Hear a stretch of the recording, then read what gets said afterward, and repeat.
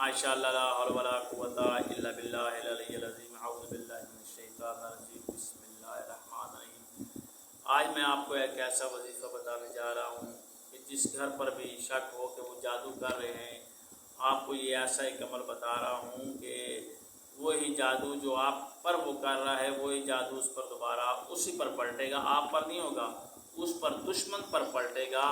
जो आज मैं वजीफ़ा आपको बताने जा रहा हूँ, ये वजीफ़ा आप करें। जिनके घरों में हमारी कुछ माएँ बहनें शक व शोबात में होती हैं कि जी जादू है हमारे घर में या फलां जादू कर रहा है, तो मैं उनसे बात कर रहा हूँ कि आप अगर चाहती हैं कि आप घर पर जादू ना हो, वही इस जादू की लपेट में आ जाएं, तो मैं उनके लिए ये वजीफ़ा पेश कर रहा हूँ। आप इस वजीफ़े को पढ़ें, इंशाल्लाह यही वजीफ़ा जो है उस पर जादू पलटा देगा जिसने आप पर जादू किया, वो ही तबाह बर्बाद हो जाएगा, आप बिल्कुल सेफ रह जाएंगे। ये तो क्या है, बहुत आसान वजीफ़ा है। सूरत तौबा कुरान पाक में है, 10वां और 11वां पारा है गालिबन, उसमें ये सूरत आती है।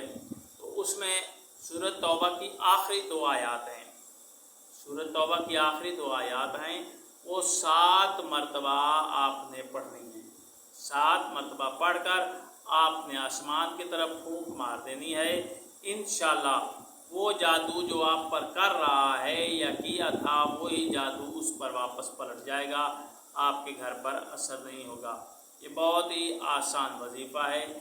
जो जिनके घर पर जादू है, चाहते हैं कि वो हमारे घर पर जादू ना हो, हमारा दुश्मन ही ज़ेर हो जाए, आप उस वही आपका जो दुश्मन है वो ज़ेर होगा इस जादू से। आपने कुरान पाक में सूरत तौबा की आखिरी 2 आयात हैं, उसकी तिलावत करनी है 7 मरतबा। 7 मरतबा पढ़कर आपने आसमान की तरफ फूंक मारनी है। इंशाल्लाह वो जादू जो आप पर कर रहा है, वही जादू उस पर पलट जाएगा, वही उस जादू का शिकार हो जाएगा।